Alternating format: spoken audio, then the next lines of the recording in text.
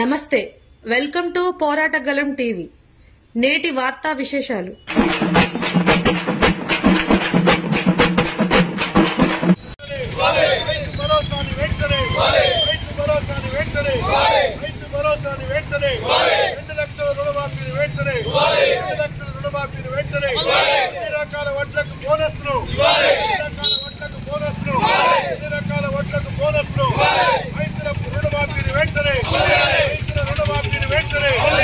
తెలంగాణ రాష్ట్రంలో కాంగ్రెస్ పార్టీ నూతనంగా అధికారంలోకి వచ్చిన తర్వాత ఎన్నికలకు ముందు రైతాంగానికి 2 లక్షల రూపాయల రుణమాఫీ చేస్తామని హామీ ఇచ్చారు.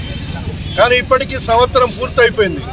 ఇంకా 2 లక్షల రుణమాఫీకి సంబంధించి సంపూర్ణంగా అమలు కానటువంటి పరిస్థితి ఉంది. ఇవాళ 2 లక్షల రుణమాఫీ అమలు చేస్తామని చెప్పేసి నమ్మి ఓట్లేసిన తర్వాత ఇవాళ కాంగ్రెస్ పార్టీ రైతులు ఎదురు చూస్తున్నటువంటి 2 లక్షల రుణమాఫీ కాక ఇవాళ రైతాంగం నిరాశ చెందుతున్నటువంటి పరిస్థితి ఉంది. ఇప్పటికీ 3 దఫాలుగా రుణమాఫీ కొద్దిమందికి చేశారు. ఈ రాష్ట్రంలో సుమారు 56 లక్షల మంది రైతాంగం ఇవాళ 2 లక్షల రూపాయల రుణమాఫీకి అర్హులై ఉంటే కేవలం 4 దఫాలుగా 25 లక్షల మంది రైతులకు మాత్రమే రుణమాఫీ చేశారు. ఇంకా రుణమాఫీ కానటువంటి లక్షల మంది రైతాంగం ఉంది. మరొక వైపున 100% పూర్తయిపోయింది రుణమాఫీ అని చెప్పేసి ప్రభుత్వం మంత్రులు కూడా చెప్తా ఉన్నారు. ఆచరణలో మాత్రం ఇది 60% అయింది. ఇంకా 40% రైతాంగానికి 2 లక్షల రుణమాఫీ కావాల్సింది. అదేవిధంగా 2 లక్షల పైబడినటువంటి వాళ్ళకి పైన కడితే మేము 2 లక్షల రుణమాఫీ చేస్తామని చెప్పేసి ప్రకటన చేశారు. చాలా మంది రైతులు కట్టారు. కానీ ఇప్పటి వరకే 2 లక్షల పైన ఉన్నటువంటి రైతాంగానికి రుణమాఫీకి సంబంధించి ప్రభుత్వం నుంచి ఒక స్పష్టమైనటువంటి ప్రకటన కానీ విధానం కానీ లేదు. దానివల్ల రైతులు అనేకమైనటువంటి ఆందోళన చెందుతా ఉన్నారు. అందుకని ప్రభుత్వం తక్షణం ఇవాళ 2 లక్షల రుణమాఫీ ఏదైతే మీరు ప్రకటన చేశారో హామీ ఇచ్చారో దాన్ని ఎటువంటి షరతులు లేకుండా ఇవాళ తక్షణం దాన్ని అమలు చేయాలి. ఒకవైపున పట్టాదారు పాస్ పుస్తకాలు లేకుండా కొంతమందికి అప్పులు ఉన్నాయి. అదేవిధంగా చనిపోయినటువంటి వాళ్ళ మీద రైతులకు అప్పులు ఉన్నాయి. వాటిని కూడా ఇవాళ మాఫీ చేసేటువంటి అవసరం ఉంది. లేకపోతే రైతాంగానికి భారం పడేటువంటి పరిస్థితి ఉంది. అదేవిధంగా సాంకేతిక కారణాల వల్ల అనేక మంది ఇవాళ రుణమాఫీ అమలు కాలేదు. అందుకని ఎటువంటి షరతులు లేకుండా మొత్తం 2 లక్షల రుణమాఫీ అందరికీ కూడా షరతులు లేకుండా అమలు చేయాలని చెప్పేసి మేము తెలంగాణ రాష్ట్ర ప్రభుత్వాన్ని డిమాండ్ చేస్తున్నాం. గత టీఆర్ఎస్ ప్రభుత్వం కూడా ఇచ్చినటువంటి రుణమాఫీని అమలు చేయకపోవటం మూలాన రైతులు ఆ ప్రభుత్వానికి వ్యతిరేకంగా తీర్పిచ్చారు. కాంగ్రెస్ పార్టీ కూడా గత ప్రభుత్వం మాదిరిగానే కొద్దిమందికి ఇచ్చి మిగతా వాళ్ళకి ఎగ్గొడితే ఈ ప్రభుత్వం కూడా రైతుల ఆగ్రహానికి గురి కావాల్సి వస్తుందని చెప్పేసి ప్రభుత్వానికి తెలియజేస్తున్నాం. అదేవిధంగా రైతు భరోసాకు సంబంధించి పంట పెట్టుబడి సాయం ఏదైతుందో గత టీఆర్ఎస్ ప్రభుత్వం 5,000 రూపాయలు ఇస్తే మేము ఎకరానికి 7,500 రూపాయలు ఎకరానికి ఒక్కో సీజన్కి ఇస్తామని కాంగ్రెస్ పార్టీ ప్రకటించింది. కానీ ఇప్పటికే ఖరీఫ్ పూర్తయిపోయింది, రబీ కూడా ప్రారంభమైంది. ఇప్పటికీ కాంగ్రెస్ ప్రభుత్వం ఏదైతే మీరు ఇచ్చినటువంటి రైతు భరోసా ఇప్పటికి కూడా అమలు కాలేదు. దసరా అన్నారు, దీపావళి అన్నారు, ఇప్పుడు సంక్రాంతి అంటా ఉన్నారు. సంక్రాంతి కూడా రాబోతా ఉంది. దీనికైనా ఇప్పటికే 2 పంటలు కలిపి ఎకరానికి 15,000 రూపాయల చొప్పున ఇవాళ ఎవరైతే సాగు చేసుకుంటుంటే రైతులు ఉన్నారో వాళ్ళందరికీ కూడా రైతు భరోసాని రేపు సంక్రాంతి నాటికి మీరు ఇచ్చినటువంటి హామీ ప్రకారం ఎటువంటి కొర్రీలు లేకుండా మొత్తం సాగు చేసేటువంటి రైతులందరికీ కూడా దాన్ని తక్షణం ఆ రైతు భరోసాను అమలు చేయాలని చెప్పేసి కూడా మేము ఈ ధర్నా ద్వారా డిమాండ్ చేస్తున్నాం.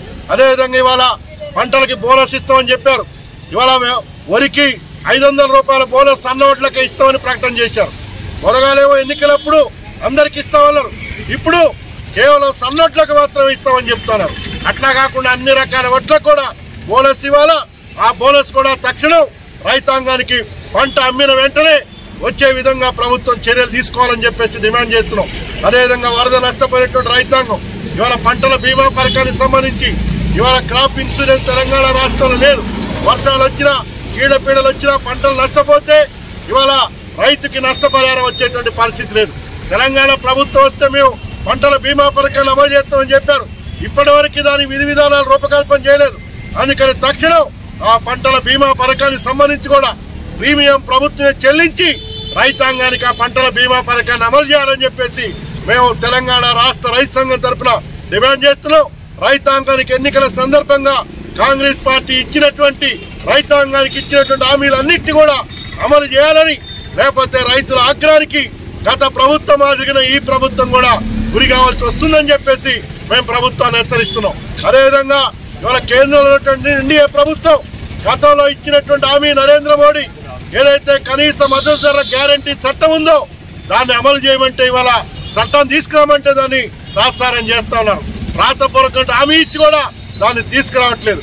ఇవాళ దానికోసం శంభు సరిహద్దుల్లో రైతులు ఆందోళన చేస్తూ ఉంటే వాయు ప్రయోగం చేసి లాఠీ చార్జీ చేసి ఇవాళ రైతాంగం మీద దాడి చేస్తా ఉంది ప్రభుత్వం.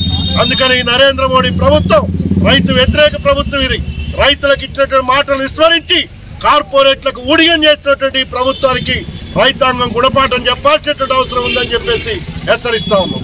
రైతులకి ఇస్తున్న రుణమాఫీ 2 లక్షల రూపాయల రుణమాఫీ ఏదైతే ఉందో ఆ రుణమాఫీ విషయంలో చాలా సాంకేతికమైన పొరపాట్లు దొరికాయి.